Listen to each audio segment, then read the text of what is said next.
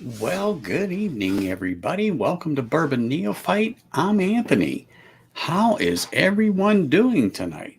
I'm doing great. I don't know if any of you were over there watching Livewire Whiskey when I was on there battling Adam, if you really want to call it a battle. But I tell you what, it was really a good time to be able to just go back and forth like that. I mean, yeah, there's a winner and a loser, but truthfully, don't care because what I said was true. It was just fun, and I got to drink Shane's whiskey. That is the whole thing. I was drinking Shane Long's whiskey. So I was a winner right off the bat. They were really some good pours. I'll tell you what they were because I don't know if you guys heard or were listening as to exactly what the pours were. Give me a second here and I will pull it up. So, the first one was one that I really truthfully liked, but when I say I liked it, I actually have it, but I don't have a pick in it. And you've heard me talk about it, and I just didn't go there because it was so similar, but yet different that I never even thought of going down that road. But it was still Austin cask strength.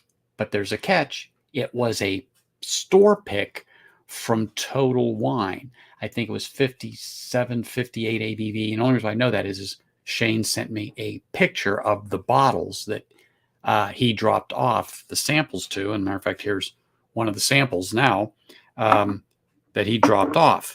So the second one was a Michter's barrel strength bourbon. And what was even funnier about that is I wasn't sure on the proof, and I was back and forth on that. And I picked originally like 108. I was going for 110, but I was like, I don't know. So I settled on 107. So that's what I settled on. I did say it was a bourbon, and I did say that it wasn't finished. I did say that it was a Kentucky. And I originally said in my notes it was a Michter's. You probably can't tell, but I scratched it out. Anyway, move my hand. Because when I went back to it like the third or fourth time after going through the other ones that were there, I lost that beautiful woodsy, smoky barrel char note and picked up a dark cherry note like you would get in a Russell's. And so I went, oh, wait a minute. I wonder if he threw a Russell Reserves pick in there as kind of a something to throw us off the hunt. And so I scratched Michter's out and put in a Russell's. And when I did that, long and short of it is if I would have kept that, Adam and I would have been within 1 point of each other. So I would have basically had 19, he would have had 20. But that would have put us at more neck and neck to where that was the thing that give us the separation. But anyway, it was still fun. But let me just finish that and tell you what the rest of them were. So C was a Woodford Reserve batch proof coming in at 118, to which I did get a banana note, and I originally thought in my head Jack Daniels, but I said no, and I said Kentucky, but I was not sure at all on the bottle because I'll be honest, I don't drink a lot of Woodford, and the only one I had was their Weeder, and that's on the shelf over there behind me, and that's all I ever had of a Woodford. But I was like, it's a higher proof. And I picked 111 on the proof and it came in at 1 at 18. So I wasn't too far off, wasn't too bad. The last one, I did not know what it was. It was the D like Delta, or for me, it was number 4 on here, but it was a backbone bourbon called The Forge, come in at 110 proof. I've finished them all, of course, since I've been on Livewire, and really, honestly, they were really good pours, really good pours. That first one really set me back on my heels. Like it was very similar and notes that I knew, but because it was a pick, and it was so much more silkier and refined than the standard cask strength. And the the notes that are predominantly a Texas whiskey, they were there, but muddled. And so I was like, I don't know. I mean, I honestly did not know. And I picked it out as I believe I said rare character. My notes are on the floor here. But anyway, it was a terrific time. It was a great time. Shane Long, I really thank him for dropping those things off to Adam and I like that. It was really good. And if you didn't know, Shane sent us a winner's pick. So in other words, if you won, you got this. And they also sent us a losers. Well, of course, we both have them because you didn't know which was which. So the winner was drinking E.H. Taylor Barrel Proof Batch 11 for 2022. That was in the winners. The loser was called Liberty Pole Peated Bourbon, to which at first it didn't smell appealing. And I said it smelled like shit. But after I actually took a sip, I said, oh, wait a minute. This is peated. And I said, this has a maltiness to it. And then I immediately called it a Scotch on there. And I was thinking it was right around 43 ABV or whatever. But I called it a cask strength because I was like, wow, this has a lot of spice. So that's where it threw me. The peat with a little bit of that malty goodness from a Scotch and its heavy spice that was on it turned out to be a whiskey peated at 92 proof. Hold on. Yeah, 92 proof. That's how spicy this damn thing was. And I called it cask strength. And I really said, I don't know, Bunnahabhain 12 cask strength is what I said, because it wasn't heavy peat to me. Now, Adam said, oh, yeah, that's heavy peat. I'm paraphrasing. But to him, the peat was strong. To me, it was not. It wasn't a Highland Park peat. It was not a Highland Park peat. So it wasn't mellow like that. It was definitely a notch up, but it wasn't a Lafroig or an Ardbeg or anything like that. Nowhere near that. So anyway, it was really, really truthfully a phenomenal time. I enjoyed the heck out of it. And as far as I'm concerned, there's no losers, no matter who you are or what you do. You just need to come on and have fun and do something like that on there. It really is truthfully a wonderful time. Wonderful time. So let me just quickly get back up here and catch up here in chat. Sorry, I got off on a little bit of a tangent, but do me a favor. If you're here for the first time and you are new, or you've been here for a while and just forgot, please hit that like button. Hit that like button, help the channel, make sure that we get noticed. Also, if you are new, hit that like button, hit the like and subscribe. And then when you do that, there'll be a bell that pops up. Click on that bell because it's important that you do that. That way it notifies you when I go live, and you'll have about a 30-minute buffer and you will get notified. I like to say every time, but sometimes YouTube just doesn't come through. Who knows why? Happens to us all, even me. I miss some streams or don't know that somebody's going live because I just don't see it until later. It just did not show up on my feed. But anyway, do me a favor. Hit that like, hit that subscribe, and click on the bell. Really does help. And officially today I hit 300 subs. So the goal is 350. So I say 351 because YouTube has this thing. Sometimes you go up, sometimes you go over. I've been at 300 twice. And then when I went in and looked, it was at 298. And I'm like, I was at 300 let's just say 2 weeks ago. But when YouTube does its thing, boom, sometimes they just disappear, or maybe somebody unsubs. Who knows? But it's never set in stone. You have to wait a few days. And then once it finally tallies itself, and then that's the number. Great. So the reason why I say at least 351 for my 350 celebration. That way it gives me a little fudge room. So, hey, share this with somebody. Tell somebody about it. Do me also a favor. Go back when you're watching some of these. If you haven't seen some of these videos, help me boost up my viewing time, but also comment. leave me a comment on there. I will respond back or reach out to me via Gmail if you have a topic you would like to hear me discuss on the channel.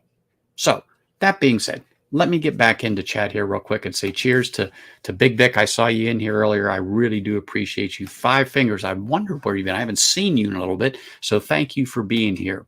Jack, you did get the picture I sent you. I'm almost positive you did. Correct? I can't remember. I'm going to check my phone here real quick because I sent you a picture of what I was drinking so you could see that. Oh, no, it still said failed to send, and I don't know why. I'm resending it. Sorry. So I'm resending it to you, and I don't know why it said that, but it did. Holy smokes, Zenboot, you landed. Oh, I was just going to ask you about the coffee, dude. I've been waiting and waiting and waiting. Look, just hop in the car, head back over here. I'll wait for you outside. Just give me a ring about 30 minutes before you're here. That's all I ask. That way I'll come out. That way you can just drop them off and head right back to the East Coast. Really appreciate it. Thank you. Hey, John, cheers, man. Really, really appreciate it. Yeah, it was close, but you know what? It's just, it just was a good time. And I'm drinking Shane's whiskey. That's all that counts. Hey, Richie, thanks for popping in, man. Really appreciate you. Aaron, thank you very much. Always great to have you here. Hey, Tony, man, I haven't seen you in a while. I mean, I've seen you in other chats, so on and so forth. But it's great to actually see you here. Really appreciate you. Z-Man, hope everything is well there in Arizona. Isaiah, always wonderful to have you here. And Brian, thank you for popping over. One thing for sure is I will be checking that mail tomorrow for sure, because I know you sent me something. So I am really looking forward to it. Bad Axe Bourbon. People, if you have not reached out and subscribed to Bad Axe Bourbon, make sure you do. If you want to just see some fun, just different whiskey reviews, I mean, yeah, they're whiskey reviews, but you've never seen them done like Bad Axe Bourbon. So make sure you reach out and sub to him. Also, too, Brian here at Slapshot Roadhouse, he does some interesting stuff. So do me a favor. Make sure you guys reach out and slap a sub on to him, particularly if you're into woodworking. Many of you may not know this, but Brian can turn out some bowls and some pens and some pipe tampers. So just so you know, make sure that you reach out and see him. ASMR Whiskey. Cheers, brother. Here is a new and up and coming YouTube channel. Go over and check Andrew out. He's learning the ropes and he is cutting his teeth, but boy, he really could use your support. So please go on over there and slap him a sub to ASMR Whiskey. He has a voice that really is made for radio. Oh my gosh, Tater Dom. Cheers, brother. Nice to see you. Oh, here we go. Another, the man, the myth, the legend, Prescription Bourbon. Appreciate you. And there's another person. If none of you are subscribed to Prescription Bourbon yet, what the hell are you waiting for? Get over there and slap him a sub. Great guy, great reviews. Also very open like we all are here. If you want to talk about something or you want him to review something, go to his channel, hit him up, let him know, watch his videos. Trust me, if he hadn't reviewed it or he's got the bottle and you want to see a review of it, just ask him. I'm sure he'll put it out there. So go over there, see Prescription Bourbon. All right. I think we got to be. Oh, wait a minute. 6 hour. Cheers, man. Always, always great to see people here like you. Got 2 bottles of Elijah Craig Barrel Proof A123. It's so good. I missed out on that bottle. What I happen to be drinking is just this cheap shit tonight. I think they call it Old Carter Batch 10. Yeah, I'm not. That was actually my control drink when I started the battle with Adam on Livewire Whiskey. That was just something that I decided that would be something that if I was battling Adam and it came from Shane, I better know some Old Carter, because I actually expected some Old Carter from Shane, but knowing Shane now, thinking about it, hindsight, he probably thought ahead and said, yeah, they're expecting Old Carter. So he didn't put any in there. But hey, who knows, But it was a good time. It truthfully was a great, great time there. Holy smokes, live wire whiskey. I'm telling you what. Always great to be on their show. Always great to see them guys. They truly are a good bunch of people. And then we got Mark up there in Northwest Bourbon. You guys slapped him a sub yet? You need to get over there if you haven't and go to Northwest Bourbon and slap him a sub. Good man and a veteran. So do me a favor, go over there, watch his videos, comment on his videos, like his videos, and sub to his channel. Great guy. Great, great guy.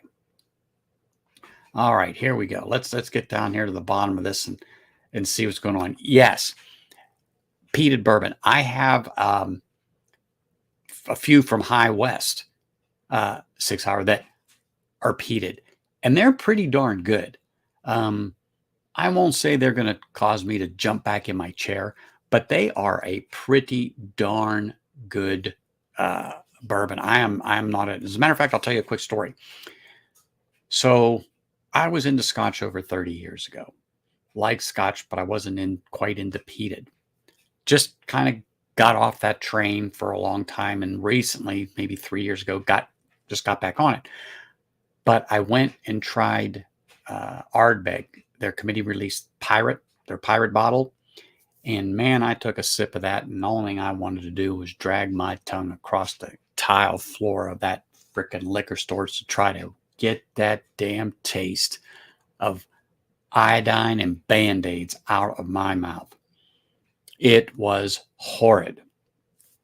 Fast forward a bit on a pick from High West that happened to be finished in ex-peated Scotch barrels. And I took a sip of that, and the peat was there. Well, I was surprised that it was as prominent it was, but it was not off-putting. And I really liked the sweet and smoky way it worked with that particular whiskey. And that reignited my passion for that. And so I went and tried Ardbeg 10, and then that set the hook in my lip, and then away I went from there into peated Scotch. But, we all have moments like that. Either we love it or we hate it. But, sometimes there's something that brings you back to the light to appreciate the peat and the different levels of peat in general that you can get in whiskeys, and particularly finished whiskeys. So that being said, we're going to move on here. Sorry, I'm going off on a tangent. Oh, Zenbood, try Kings County peated rye if you get a chance. I don't know if I've seen Kings County out here, Zenbood. So I'm gonna have to really, really look on that. So I'm not 100% sure. So don't know. Yeah, Richie, thank you. Appreciate that. And like I said, with that YouTube, the algorithm, sometimes, like I said, I've been to 300 at least twice, if not 3 times. But then when I finally go to say something, the numbers aren't there. It's 299, 298, 297. Then I'm up to 299. Today I went back and looked twice, and I was at 300. I haven't went back and looked, and I'm sure you did, and I'm at 300. So it is exciting. I don't do much content as far as videos and putting stuff out there. I keep saying I'm going to, but like if you talk to anybody that does it, it's time and it's work. And I really like the open format, the talk style that I do, that Livewire does. I don't know. I just do that. And if you want to call this a whiskey talk show or whatever, that's why I call it the Bourbon Neophyte Lounge at times, because we're just sitting here lounging around, having a drop and just chatting. Period. End of statement. Whiskey talk. Nothing special. Nothing special. That is for sure. All right. Let's roll on along here. Oh, wait a minute. I got to say hi to Jay. Jay is here. Cheers, Jay. Always wonderful to have you here, brother. Always appreciate seeing you. All of you actually here, really, really truthfully appreciate you. Exactly. Bring the peat. once you get hooked, and those of you that aren't hooked yet, but think you might want to try, reach out to me via my Gmail, bourbonneophyte@gmail.com. Reach out to me and let's get together. I'll have you on stream and we will walk through it. Or email me. I'll recommend a bottle or something for you to try to help get you on the right path to appreciate peat. And it actually may not be for you, but if I can bring Eric Barbarian into the light, I too can bring you to the right path when it comes to peat. Trust me. And if it doesn't work, it's all right. It is all right. Yes, sir. Appreciate you, man. Honestly do. And thank you for that gift. He's really going to appreciate that, and looking forward to you dropping that off. And just know that that gift is going to another veteran who doesn't know that he is going to be getting it, but it's going to be gifted from veteran to you, to the veteran that's going to give the gift to another veteran. So, people are reaching out to me, particularly about those bottles. And because apparently, even though I know about it, some veterans, honestly, and some actively don't know about Jack Daniels Heroes Edition on the bourbon. So anyway, I really do appreciate you and helping us out with that. Honestly do. Holy smokes, Vegas Art. Cheers, brother. Great to see you. Haven't seen you in a while, but love it whenever you pop in. That's for sure. Really do. You know what? I'm not even going to try to pronounce that, but I know what you're talking about. And I don't know how I've heard that, but someone else mentioned that one to me. And I'm like, what the heck are you talking about? Never heard of it. But anyway, I might have to keep my ear down and my eyes open for something like that. That's for sure. All righty. So let's see here. What do we got going on here? Livewire, the high rye redemption is. Oh, that I'm just telling you, that high rye redemption is truthfully really good. I turned my nephew onto it. I told him, you need to buy that, because where he is out on the East Coast in Delaware, there was a pick, and I saw it, and I go, you just need to buy that. Maybe even buy two. They're that good. I said, at 100 and either 105 or 108 proof off the top of my head, but I think it's 105. Have a blue label, blue and white label. Oh my gosh, they're amazing picks. If you can find a redemption high rye pick, I don't care whose store it is, they're just in general just damn good. Really good. So I have a High West, and I do believe it is a rye. So hold on. Since you said that, Aaron, hold on. Now I got to go look, because, some people even say to me, but there's a peated bourbon, there's a peated rye. I go, oh, yeah, if they finish it in a peated barrel, yeah, absolutely. Oh, Balcones. And everyone knows I am not a fan of Balcones, but they have a peated whiskey. And I do believe it's at cask strength, because John, you'll have to jib in there. You like it. And I think you showed the bottle on Livewire, if my memory serves me well. But there you have a Balcones peated whiskey that you say is absolutely phenomenal. Yes, 105 proof. I think they're all 105 proof. Sorry, people are sending me texts here from chat, and I'm just looking at what they got. It's like, okay, it's that bottle that Jacob was talking about, and that Aaron was talking about right here, and he was talking about it to Jake. So they sent me a picture of it, and I'm looking at it. Okay, All right. I got it now. Thank you. Yeah, I've never seen it. Never seen that thing, but okay. Perfect, perfect, perfect. Yeah. I mean, we just don't get all that stuff out here sometimes. So, it's like, all right, now that I know what it looks like. No, hold on. Give me a second. That's what happens. I see a bright light, a squirrel. It's like, whew. Let me just look here. Hold on. Don't mind me. I think it's this one. Yep. So this is a double rye, a blend of straight rye whiskeys.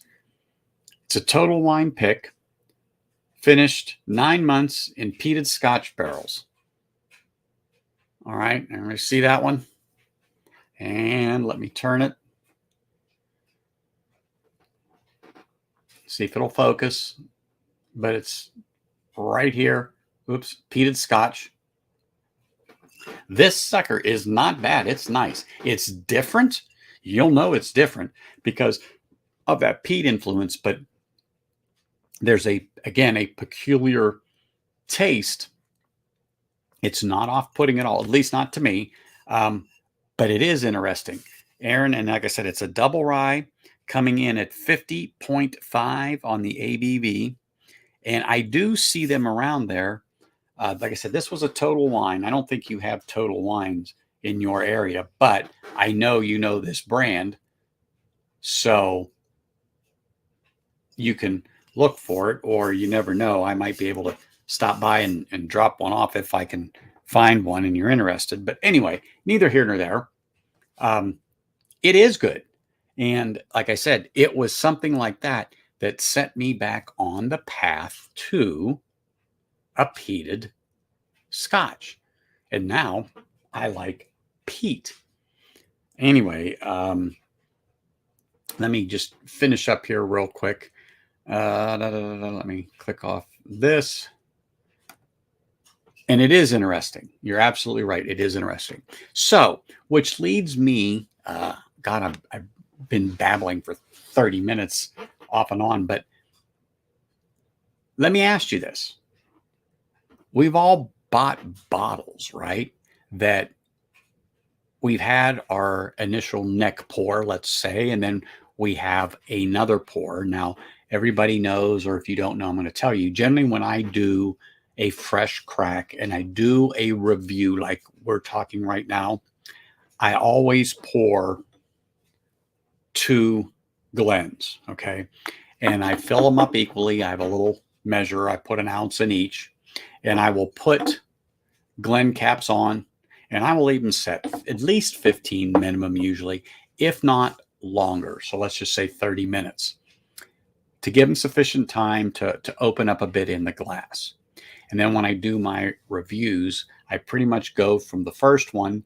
But what I will do in that first one is I leave enough for at least 2 decent tastings, 2 sips in there as I move to the second glass. And what that is, the second glass generally will have a little more time to sit and open up.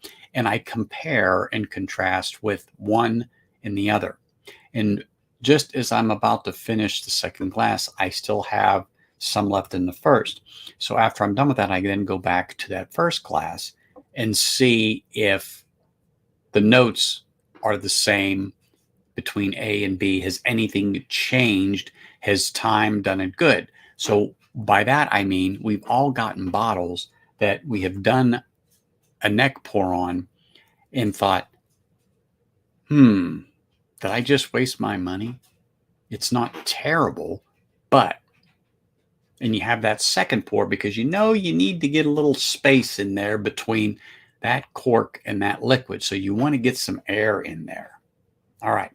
So that being said, what I want to know is, what do you feel is an appropriate amount of time to leave a bottle open up? So I recently did a revisit of the I almost said High West because it's sitting here in front of me. No, the Blue Run high rye bourbon.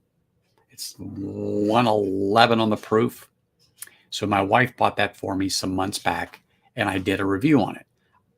I didn't quite hate it, but I wasn't overly impressed. And certainly for the money that she paid for the bottle, I was not intrigued over that. I didn't think it was worth, let's just say, $100 on the bottle. But I had it, my sips out of it, and I pushed it to the back. And I let that thing sit for a few months before I went back to it. So the question is what do you feel? How do you feel? What do you think is an appropriate amount of time to let a bottle sit after you've had your initial pours to make that final judgment? Now, keep in mind, I've had bottles I was extremely disappointed with, particularly Bardstown Discovery 5, which when I first sipped it was absolute crap shit that came that frickin' close to a damn drain pour because I was so damn disappointed in that turd that I spent money on. Well, I went in at least 6 months, if not a little more, before I revisited it. I didn't touch it. I pushed it to the back of that freaking shelf almost, well, it was against the wall. It was back there. I mean, I buried that son of a bugger and didn't touch it, but I went back and revisited it. And that 6 months in there took that minerality of that damn crappy, I think it's 17-year-old George Dickel shit in there with that high mineral note and became palatable to me. So I was like, wow.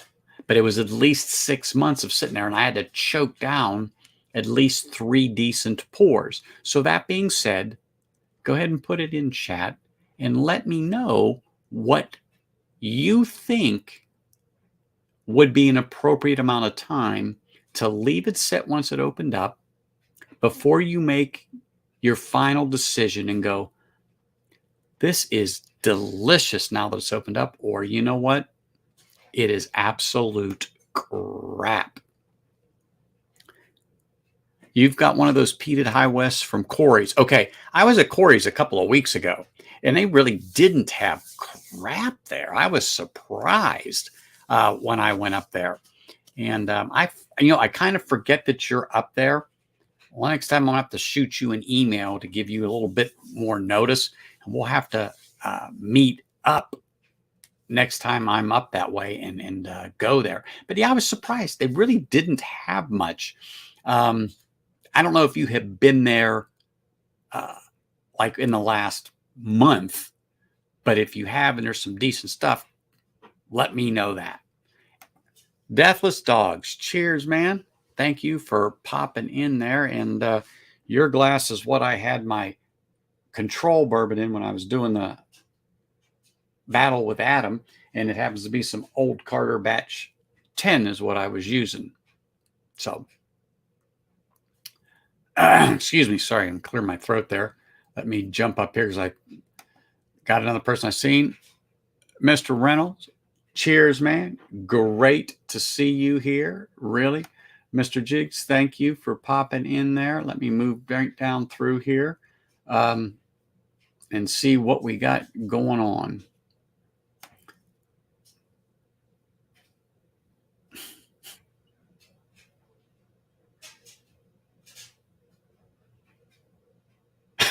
Yeah, that Disco 5, I'm telling you, was such a disappointment. And I heard that from ADHD Whiskey. He said try before you buy, but I was such a true Bardstown fan. I mean, you talk about FOMO. That for me, I could not myself because all the discoveries up until then, I liked. And I was seeking them out like you wouldn't believe. Now, I don't have the 6. I have the 7. So I still want to pick up a 6. But the problem is they no longer distribute here in Nevada as of last year. So we don't have anything here. So I have to find it in Arizona, or I got to find it in Utah or California or somewhere like that. So anyway, that being said, yeah, it's just not here anymore. And you know, like I said, my five, it was a good 6 months. Like I said, I didn't touch it before I went back to it, and it was good enough that I could drink it. Now I haven't touched it since I did the revisit. Haven't touched it with a 10-foot pole. But I am going to go back to it because one, I'm talking about it, but I actually thought about it a few weeks ago and thought I need to get into that again just to see how it is.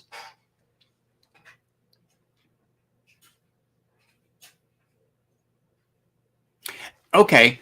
So, and I'm the same way. I mean, what you see here is not really it, because there's another shelf that you don't see off to the side. And then it's only in just a part of it is I have a safe here, and there's more bottles there. And I even have bottles in another room.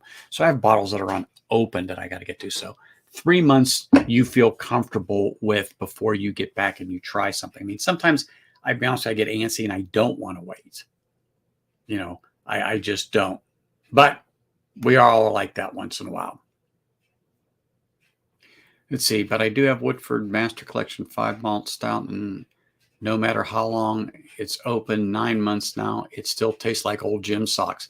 And that's just it. It will, and that's. I don't want to say that Blue Run. Is that what I said? Yeah, that Blue Run, that high rye that's sitting over there. I'm just not overly impressed. It's not terrible. I'm just not overly impressed with it. Now, I did get a sample of the spring batch. Now, mine is the summer. I got a sample of the spring batch. I actually like that better than the summer batch. So, hey, Sean, cheers, man. Appreciate you. Really do. Thank you for popping in there, man.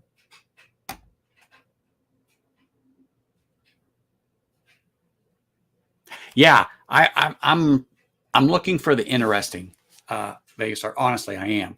Because I can get what I call the everyday stuff, but particular picks, be it a bourbon, a rye, or a Scotch, that is what I am interested in, not in the everyday run of the mill stuff. Like I was saying, I don't have the FOMO anymore. If I miss it, I miss it. I don't care.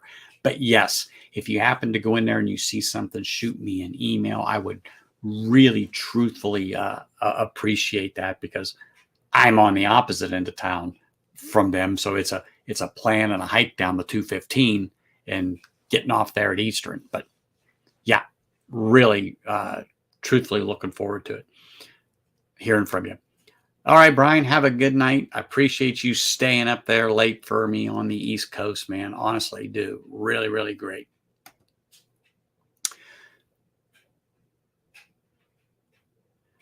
Your bottle of Method and Madness Mulberry was noticeably better 4 months than at 2. It was good on a fresh crack, but great at 4 months. Time does well to some bottles. It really truthfully does. And a little oxidation with adding, I call fresh air into that bottle, and then just pushing it back. So, 3 months, 4 months, I think that flavors really, I really think that flavors really do pop out. And here we go. There's Aaron. I think a lot of flavors come from tails, but methanol influence are the danger. Little time for off-gassing can make a big difference, but depends on the bottle. And okay, that's understandable. Do you think that some whiskeys are rushed in order to get product out to the public because the demand is so high? I mean, everybody knows demand is high. It's at an all-time high. So You have these distillers pumping stuff out, and maybe they should wait 6 more months or another year, but yet they can push out some, 10,000 bottles right now and make some ching. It's not terrible whiskey. Are they cheapening their standards a little bit? I don't know. That could be a whole nother discussion, and get a panel going on here and let us all chat on that a little bit.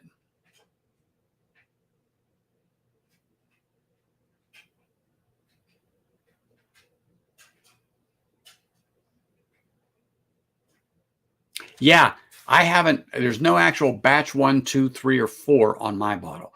It's just summer. It was June of last year. That's it. So that being said, I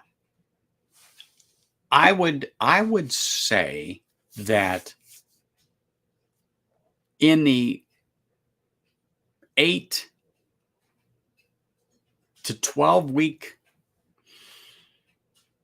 time period would be a good starting point. So 2 months to 3 months, that if you tried something and weren't overly impressed with it, unless it just caused you to shake violently because it was so horrific, don't pour it down the drain. Choke down another pour, get it to that shoulder at least in the bottle, get it to that shoulder at least to get some air in there. But I think that it can only help. It can't hurt. You've spent the money, be it $20 or $220 on the bottle. You've got to give it a fighting chance. And so that's the reason why I pushed that Disco 5 to the back. But I really honestly was that damn close to throwing that out and down the drain and just to be done with it, because that's how depressing it was. But give it some time. I think that excuse me, I clear my throat there. I really think that it's worth it, no matter what you spend on there, to give it some time, to go back and revisit it. Pour it, just like I said, do yourself 2 glasses, put the Glen caps on them, leave them set, and then start with one, work your way to the second one, and then leave some in that first glass so you can go back to it. Compare and contrast, compare and contrast. Good, bad, indifferent. Did it change from the original or not? Go from there. But everybody's different. Everybody's different. All right, Jake, always great to have you here, man. I'll be chatting with you, I am sure.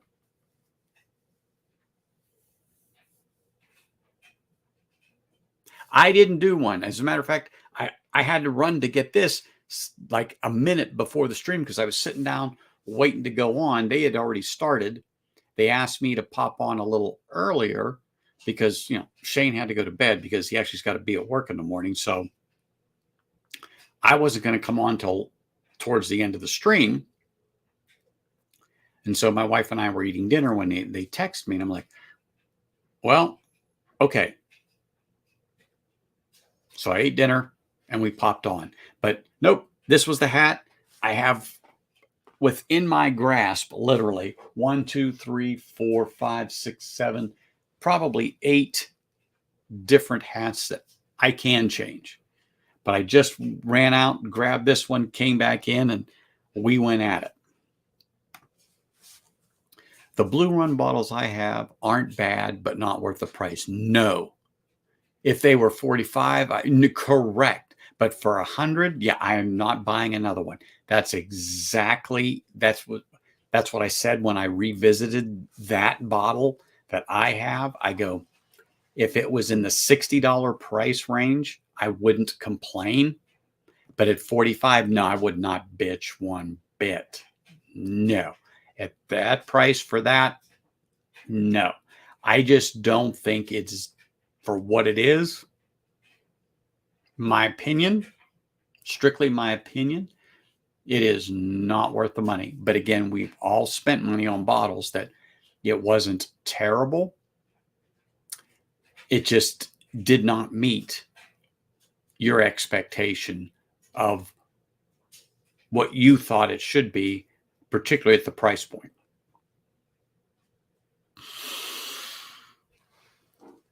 Sorry, I'm trying to look at something here. Here we go. I never changed drain poured a bottle. That's what Coke and ginger ale are for, and refrigerating. Well, I've only drain poured one bottle. I can't remember it, but I know it was like a store brand from Total Wine. And I always want to say First Call, but I honestly don't think it was that. But if I mix drinks, I would have added Coke or something like that to it.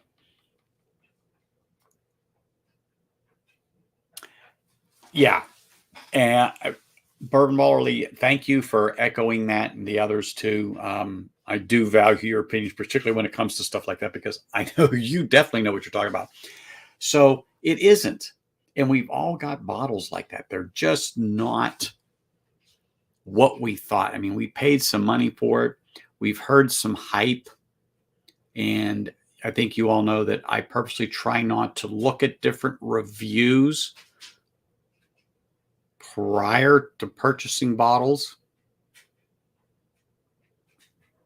But sometimes you wish you had at least seen a couple before you bought it to give you some reservation to go,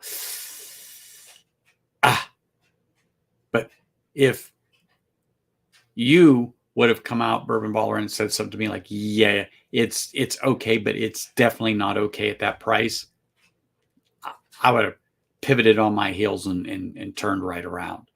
Would not have even thought twice about it. Excuse me.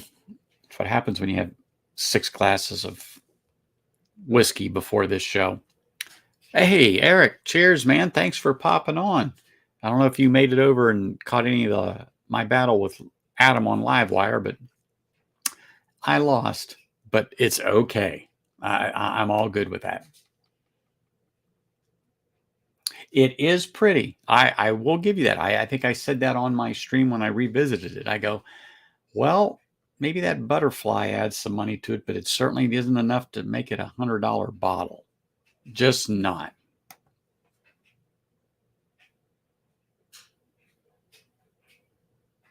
Oh, I just don't know what made them fall over it. That's for sure.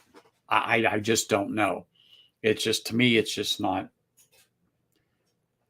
It's not terrible. So I'm trying to choose my words wisely, because there are some people that probably really want to try it. So that's where I'll say, go somewhere, have a pour of it. Downtown Las Vegas, and I think it's in or around the Container Park. I cannot remember the bar's name. However, they are known for having some better pours there. So you'll have to Google it and research it if you come to Vegas here.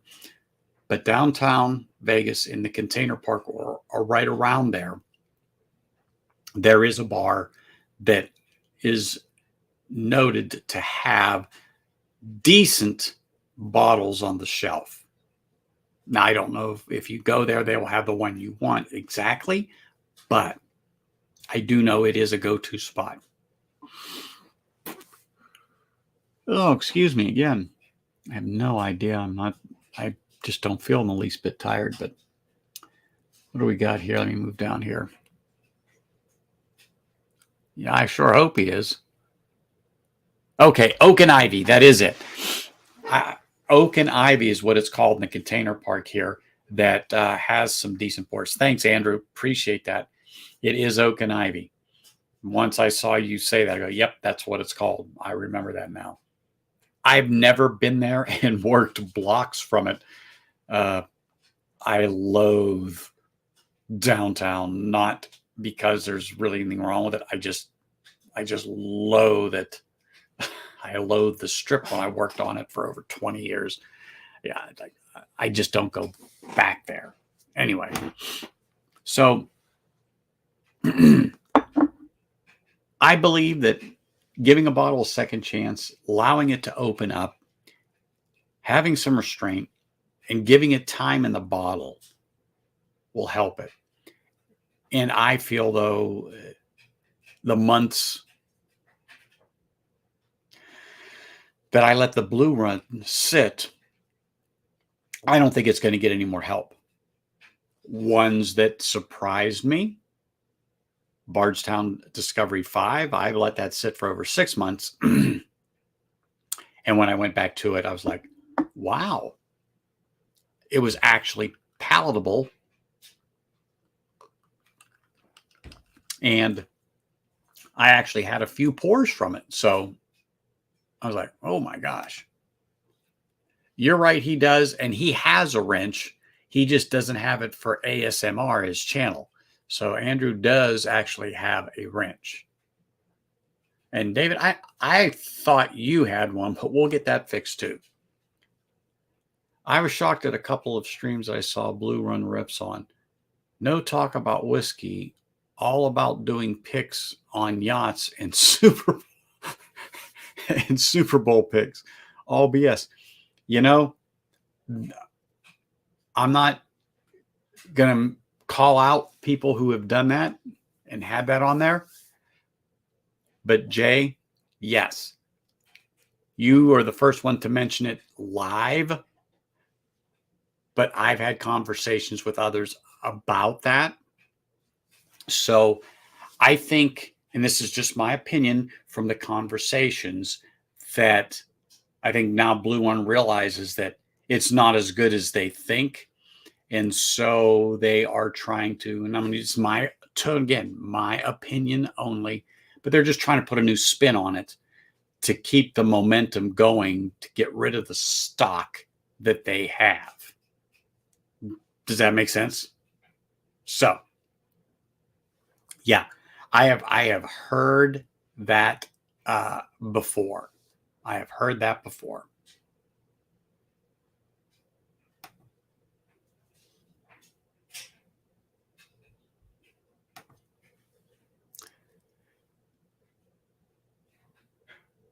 And I can appreciate that, Bourbon Baller, because, yeah, what I have tried and what I have just is just their off the shelf shit. If your off the shelf shit isn't any good, your picks better be freaking phenomenal. I mean, phenomenal before I'll buy it. And thank goodness there's a few stores that I do frequent here that when they get certain picks in, you know, it's like, Anthony, do you want to try this? Yeah, I want to try it before I buy it. And next thing you know, a pour comes out and sit there and they want my opinion. What do you think? And I tell them. And I've actually tasted some of their old Forester picks that they have had done. I've tasted different things before it actually came out. And I go, you picked that? And they go, yeah. And I go, well, you got a hitter going there. And there are a few of them I told them it doesn't excite me at all. But not all of them will. Not all of them will. And I feel lucky and blessed that the store values my opinion, that when I walk in, they pull stuff out and say, you got to try this. Tell us what you think. Not because they know that I do this on YouTube, but I'm a frequent customer of theirs, but they also understand my palate and respect my opinion. And I appreciate that. And there's only a couple of stores that I regularly patronize, and I go in because they're very fair and open about different whiskeys. So when I go in and start talking with them, you know, they might say, yeah, it just is not going to appeal to you, or it doesn't even appeal to us. So, but neither here nor there. Taste is subjective.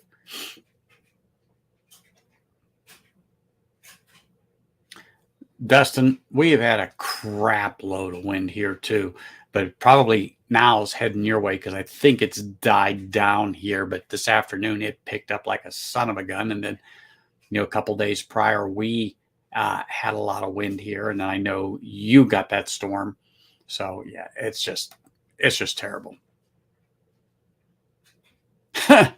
Yeah, there's no yacht party. I guess you haven't seen Lake Mead recently. Pictures of it.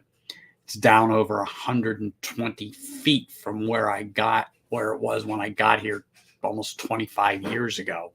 I mean, that lake has dropped like a bowling ball from a frickin' plane.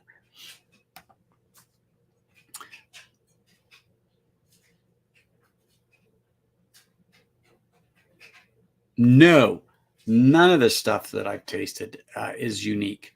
None. I forget the one that came out before this or at the same time of it. The straight bourbon or something like that, because this is the high rye bourbon. I wasn't even impressed with that one. That one didn't do anything for me. Again, it wasn't horrible. It didn't give me the shimmies. I go, oh my God, what did I just sip on? No, no, no, no, no, no, no, no, not at all. But I just think they need to rethink.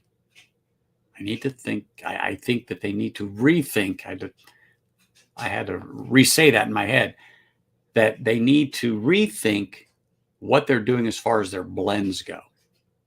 I don't like the flavor. Maybe they just need to age something that they're blending it with a little more, because they just do not, in my opinion, they just don't have it dialed in. I'm not specifically picking on Blue Run. So let me get to another one, and I'm going to grab it here.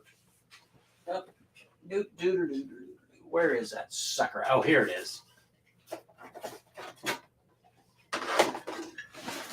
So the Offerman edition, the latest in Lagavulin, the charred oak cask. Okay, this bottle here I did a review on, and I had to revisit it. I had to leave it set for a few months to become palatable for me before I don't want to say enjoyed it, but in my opinion, it got better. It got better than what it was from the original.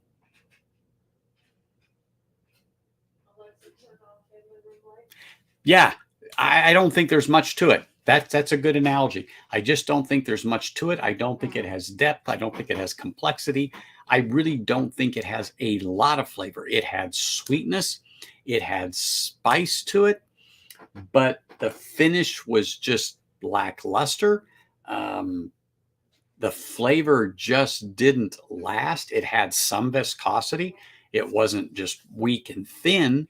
It just didn't do it. And it's not just me, it's you. And I know your palate and is far more advanced than mine. And so, yes, I can agree with you on that wholeheartedly. Really can.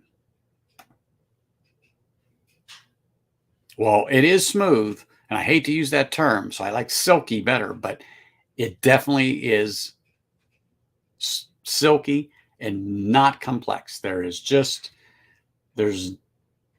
not much going on there. There's not much to look for. There's not much to search for or anything like that.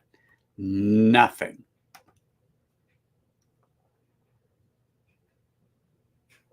So let me know what you think after you got this, if you've had it yet. It's okay. This will be the last bottle I have. The Offerman Guinness before this, I bought one.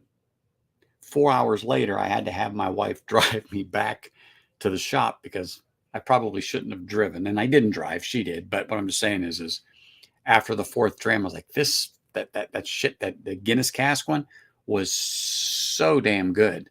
I was like, I got to go get it because there's only one left. And then a couple weeks later, 2 weeks later, 3 weeks later, I don't know, Whiskey Advocate was in their top 5 whiskeys for last year or whatever. And then the price just, and I bought mine for $79 a bottle. That's what I think it was. So, yeah, so I have 2 and one that's almost gone, and I have the other one.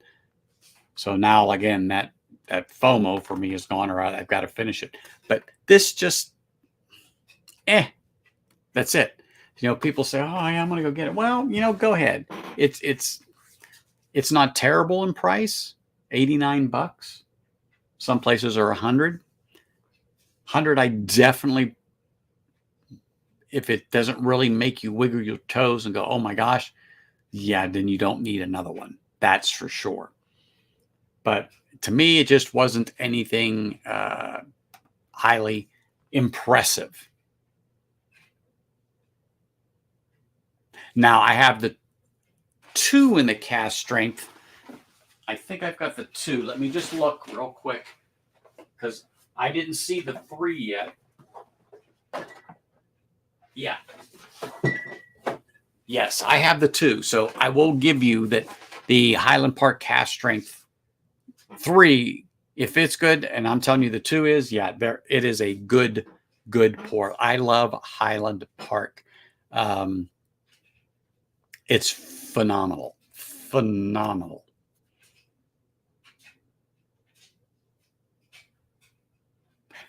And Dustin, again, thank you.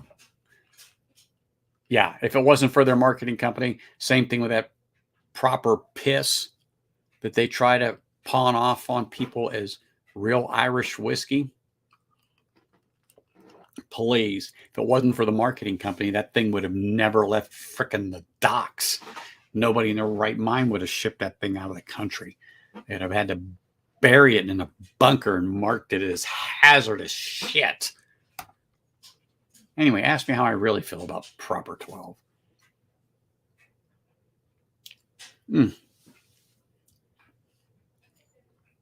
But this Old Carter, batch 10 at 116 proof, that was good. I think I've told you, that was my control whiskey when I was doing the battle with Adam earlier on there. And like I said, I was really sure Shane would have stuck an Old Carter or something in there, and I wanted to have that on my palate. So if I taste it and go, "Oh shit, that's an Old Carter," at least I would say to myself, at least I'd have got one right.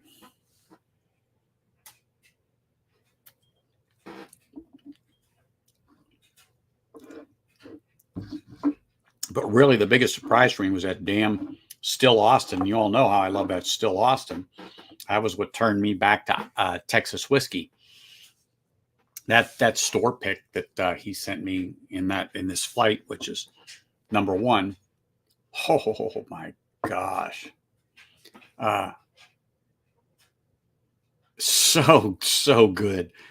I mean, similar notes, but it just threw me. I did not pick it out as Texas. I just knew that I recognized it, and I just couldn't figure out what it was, but I knew I had it before. And Adam and I were both right on the proof. But anyway.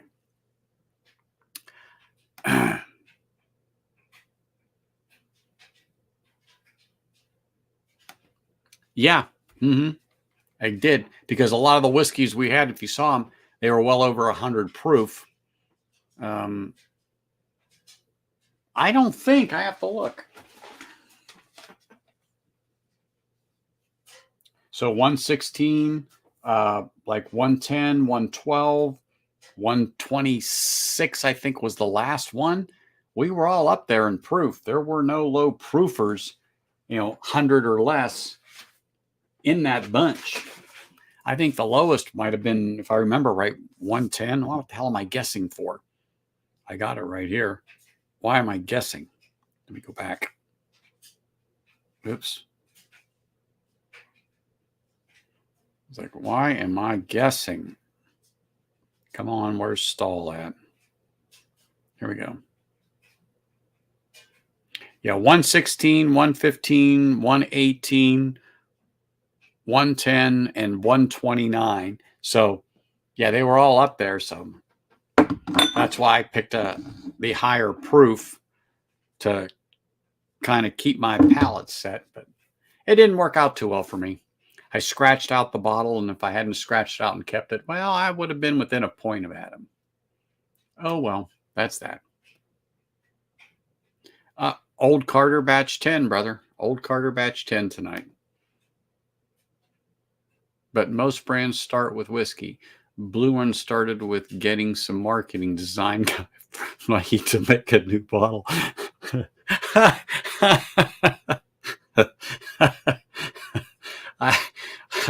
I I never thought of that until you put that image in my head, Dustin. Now I'm not going to get that out of there. I will argue that most brands start with Heaven Hill. That's another good one. Oh my gosh, you guys.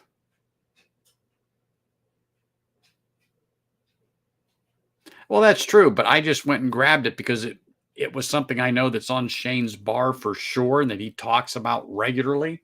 So I just grabbed it.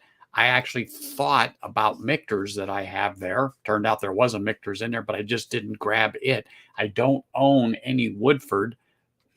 Well, that's not true. I have a Weeder, which is good, but it's nowhere near that proof. And the Still Austin I do have, but I don't have the pick. I have the cast strength, but the pick and the cast strength, there is similarities, but there's enough on there that led me down another path because it was too, how do I say it, much more refined.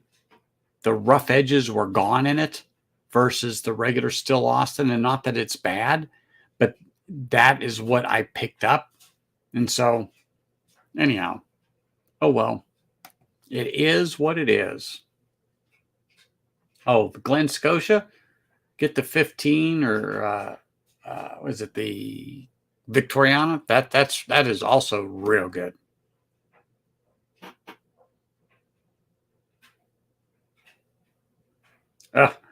It is.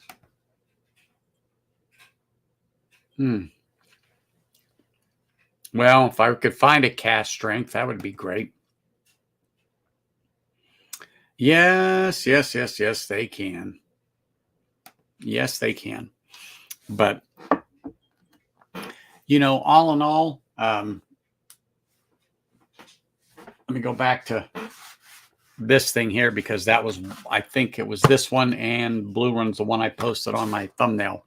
Like I said, it just didn't do it for me. And it's been sitting. I haven't touched it for months since I did the revisit. Now that it's out, in other words, it'll be sitting on my desk. I'll probably go back to that and give it a shot just because I'd be very interested to see how, again, 8 months, 9 months, 10 months, what it will be like for that. So that being said, it's okay. It's okay for the money. Let me just say that. It's okay for the money. I just don't know that I would actually go and highly recommend that to anybody who is, one, not a fan of peat, who is not a fan of either, Lagavulin, because it's over $100 now. When I bought it, mine, it was just a hair under, but now they're over $100, like 120 for it. And I cannot honestly recommend that bottle at that price. If you're going to spend that, just go get the Lagavulin 16, the quintessential Lagavulin, and smile. But even that thing's $90 some a bottle out here now. And last bottle I bought of the 16 was $69 2 years ago. So yeah, and now we're Now for that, well, it's not crap, but now for that, it's over $100 once you walk out the door for that bottle. But if you like it, you like it, and if you want it, you're going to pay it. That's just what that comes down to. Just what that comes down to. Oh man. Oh, that's good. So I'm going to have to do it, and I'm probably going to save them up for the 17th, which is St. Patrick's Day. I have Gold Spot. I got a sample of.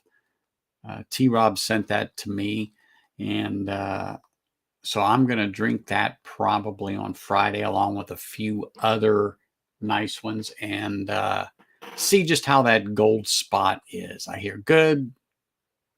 I hear not so good. So, like I say, I'll be the judge of it. What's it like? What isn't it like? I've got Blue Spot.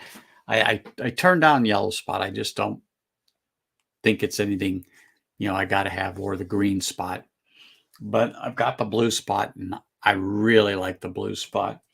And, I'll just have to have a little Irish Day on Friday, I guess, and bring out some whiskey. But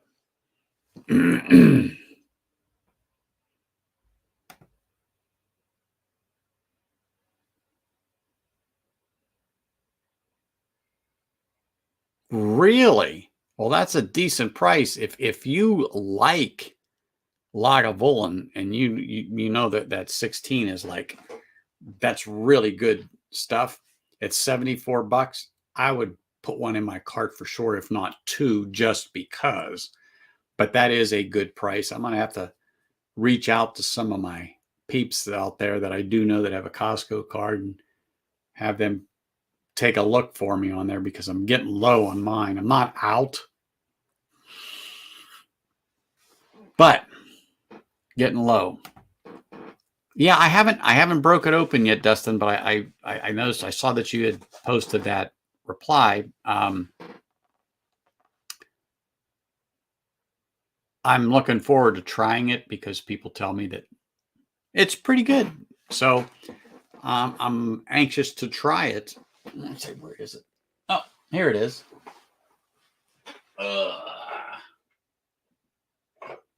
Oops, Cheech's drumstick I dropped.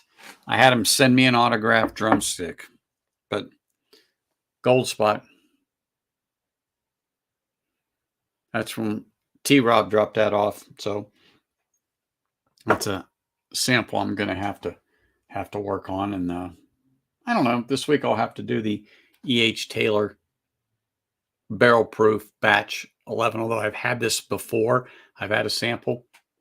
I'll have to work on that here this week. That's a good one. This Old Carter to me is not bad at all. Well, you know what? It is. They have some decent prices over there in California. That's for sure. I tell you what, I like it, and I took it with me to my parents' house over Christmas, and my stepmom, she really liked it. She's like, I can't believe I'm drinking this. I said, well, drink all you want. I'll leave the bottle. Oh, no, don't leave the bottle here. Well, why? If you like it, you can have it. But anyway, she really enjoyed it. But she says, it has such a good sweetness to it, and in like a bread note. And that's I said, it's good. I said, the vanilla, the caramels in that thing, the viscosity. I said, it's really, really good. But anyway, yeah, it's really good. Let's see here.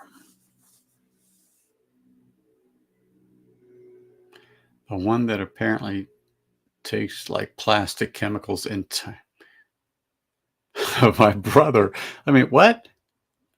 Gifted me a birthday gift tonight. The one that apparently tastes like plastic, chemical, and plant and a tire plant on fire. Oh, mm-hmm. Yeah, I got you now. Whew. Ew.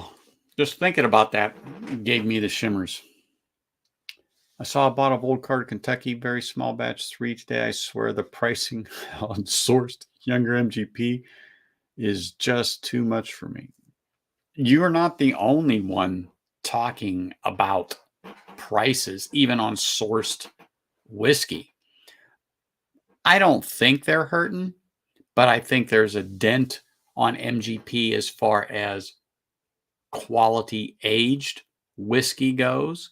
Now, there are some non producing distillers that have secured a decent supply from them. So they're going to be okay for a few years because they have already negotiated stuff with them. But in general, for the average person coming through, just whatever, getting a shipment, getting quality aged stuff to blend in with, I don't want to say lower quality barrels, but ones that probably should sit in there a little longer.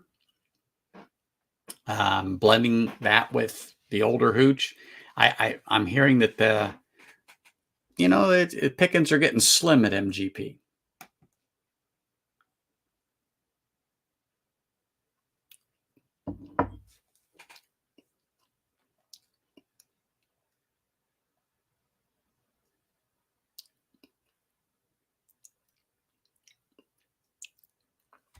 I forgot, where at in Ohio exactly are you, Mr. Jiggs? I know you and I have probably chatted before, and I know we were talking about it earlier, and I mentioned Salem. So I'm familiar with Ohio. I just didn't know remember quite where you are.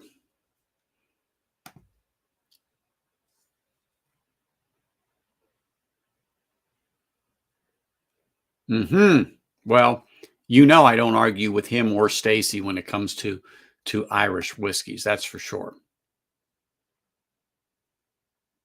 Well, I'm going to tell you, if you can pick up Blue Spot, I really enjoy that. Oh yeah, cheers, Big Vic. Have a good night, man.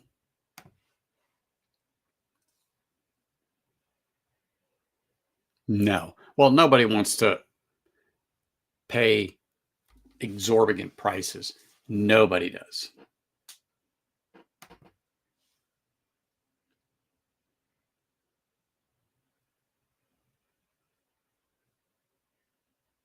And I said this many times, said it to my nephew, it's your money. You pay what you want to pay for something if it's what you want. You just need to know how much you're overpaying, and you can justify that paying that $100 or $200 more or $300 more, whatever it is, the number it is, I don't know. I'm just throwing it out there. If that's what you want, it's your money. You buy what you want when you want. Just because I think it's ridiculous, it makes no difference. It's what you want. It's what you want.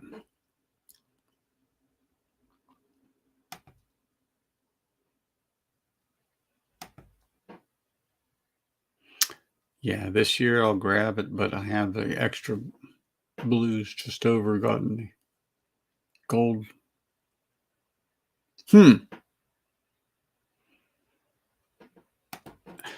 Excuse me.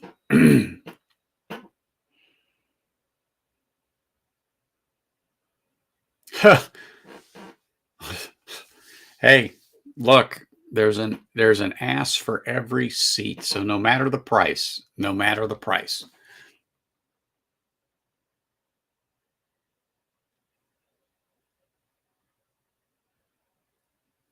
and you like what you like. I mean, if it hits that profile, if it hits that spot that makes your right foot tap, then you know what?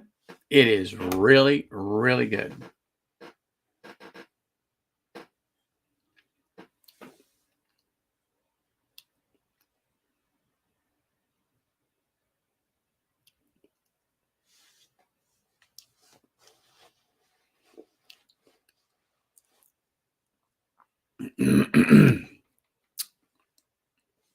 Well, I can tell you, the old Carter I'm drinking, batch 10, it's pretty darn good. I like the proof. I like the flavor on it. It's not extremely viscous. I wish it was just a little more, but the spice on the tongue is really nice. The initial sweetness, and there is some thickness, to the juice, but um, all in all, I do like it. I think it's a worthwhile sipper, and you just have to say, "Oh yeah, I'm going to pay that," and that's where it comes. You just have to decide what you want to pay or don't want to pay. Mm. Well, I can honestly tell you, I do like it. It's really good to me.